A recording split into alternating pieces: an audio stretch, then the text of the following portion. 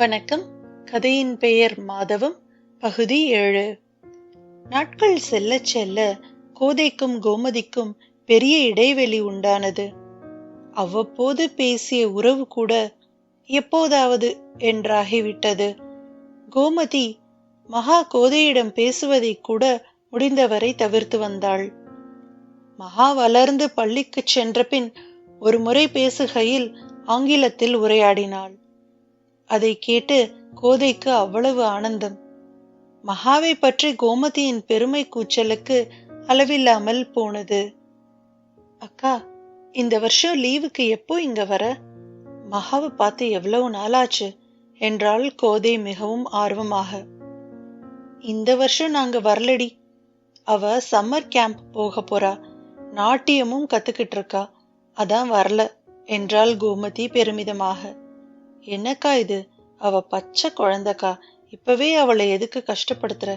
எங்க ஒரு மாசம் கூட்டிட்டு வாக்கா.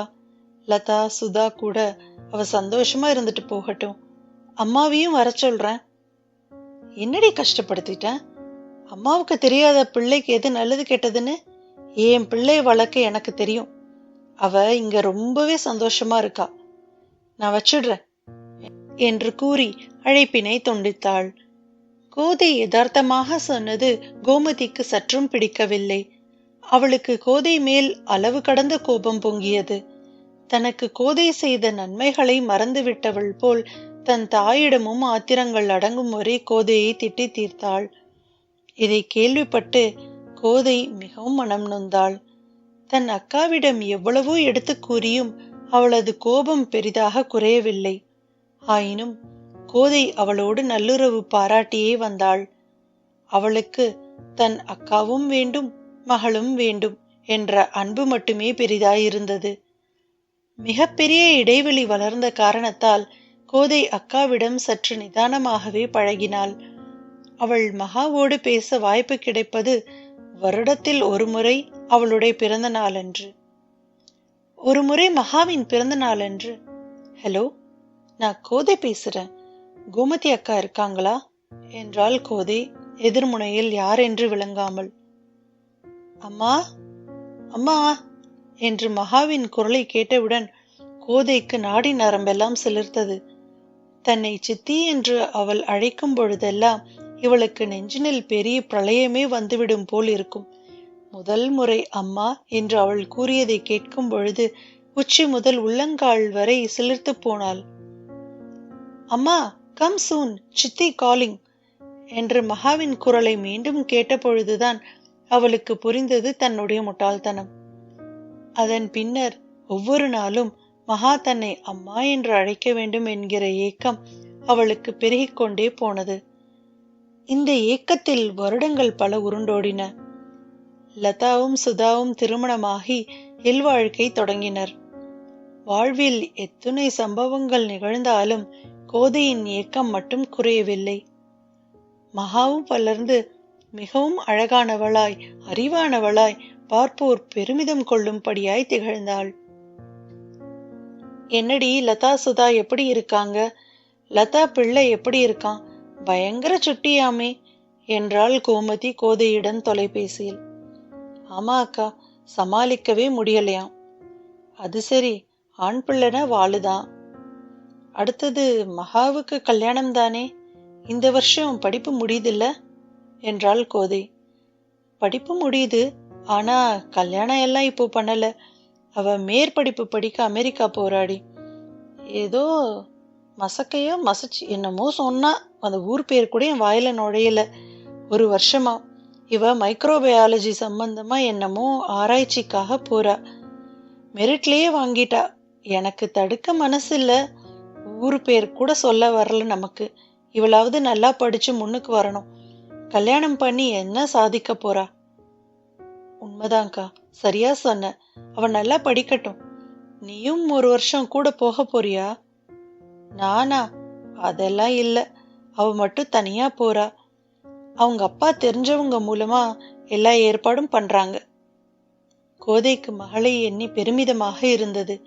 அவள் நன்கு படித்து அவள் செய்யப்போகும் சாதனைகளை நினைத்து மிகவும் பரவசமானாள். அவ்வப்போது அக்காவிடம் மகாவின் நலன் குறித்து விசாரித்துக் கொண்டாள். ஒரு முறை அமெரிக்காவிலிருந்து மகாவின் அழைப்பு வந்தது கோதைக்கு. அன்று பொழுதெல்லாம் பேரானந்த கடலிலே மூழ்கினாள். அக்கா, மகா வந்துட்டாளா? அமெரிக்காவிலிருந்து திரும்பியிருந்த மகாவோடு பேசும் ஆவலில் கோமதியை தொலைபேசியில் அழைத்தாள் கோதை. நேத்து காலையிலே வந்துட்டா. நல்லா சாப்பிட்டு நல்ல தூக்கம். அவ குளிச்சுக்கிட்டு இருந்தா. இரு கூப்பிடுறேன். சிறிது நொடிகள் கழித்து, ஹலோ அம்மா, எப்படி இருக்கீங்க என்றாள் மகா தழுதழுத்த குரலில். கோதைக்கு ஒன்றுமே புரியவில்லை. ஹலோ அம்மா? ஆ, மகா இப்போ என்ன சொன்ன என்றாள் கோதை பதட்டத்தோடு. அம்மான்னு சொன்ன. கோதையால் ஒன்றும் பேச முடியாமல் அழத் தொடங்கினாள். அம்மா அழறாங்க என்று மகா கோமதியிடம் கூறியது கோதைக்கு கேட்டது. ஆயினும் அவளால் ஒன்றும் கூற முடியவில்லை. அவள் நா உறைந்தது போல் இருந்தது. கோதை, அழறியா? அக்கா என்று கூறிவிட்டு மீண்டும் அழுதாள். அழாதடி, அழாத. இத்தனை வருஷமா நீ பட்ட பாடு இப்பதான் எனக்கு விளங்குச்சு. 1 வருஷம் மகா என்னை விட்டு இருந்த போதுதான் உன்னோட வலி எனக்கு புரிஞ்சுது. இவளை உன் கண்ணுல கூட காட்டாம உன்னை எவ்வளவு வேதனைப்படுத்திட்டேன். 1 வருஷமே என்னால தாங்க முடியல. இத்தனை வருஷம் நீ எப்படிதான் இருந்தியோ? என்னை பத்தி மட்டுமே யோசிச்சேனே தவிர உன் நிலைமைய புரிஞ்சுக்க முயற்சி கூட நான் பண்ணல. என்னை மன்னிச்சுடு. நேத்து மகா கிட்ட எல்லா உண்மையையும் நானே சொல்லிட்டேன். உண்மையை மறைச்சு பெரிய பாவம் பண்ணிட்டேன். இனியாவது அவளுக்கு உண்மை தெரியணும்னு எல்லாத்தையும் சொல்லிட்டேன். என்னை மன்னிச்சுடு கோதை என்று குரல் குழைந்து போனாள் கோமதி. அக்கா, என்ன நீ பெரிய வார்த்தையெல்லாம் சொல்லிட்ட? மகா என்ன அம்மான்னு கூப்பிட்டுட்டா. காலத்துக்கும் எனக்கு அது போதும். அப்படி சொல்லிட்டா எப்படி? வர ஞாயிற்றுக்கிழமை மகா சென்னைக்கு வரா. அவ மட்டும்தான் வரா. ஏர்போர்ட்ல போய் அவளை அழைச்சுக்கோ. 2-3 மாசம் அவ உன் கூட இருக்கட்டும். சரியா? சரிக்கா, சரி. ரொம்ப நன்றிக்கா. பைத்தியக்காரி, அதை நான் சொல்லணும். கோதைக்கு இவை அனைத்தும் கனவோ நிஜமோ என்று இருந்தது.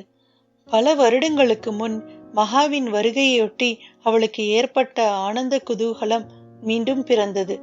பொலிவிழந்த வீட்டிற்கு கலை சேர்க்க எத்தனைத்தாள். தளர்ந்த உடலும் நொந்த மனமும் புத்துயிர் பெற்றன. மகா அம்மா என்று அழைக்க மாட்டாளா என்ற கோதையின் தவம் அல்ல, மாதவம் ஈடேறியது. வாழ்க வளமுடன். நன்றி, வணக்கம்.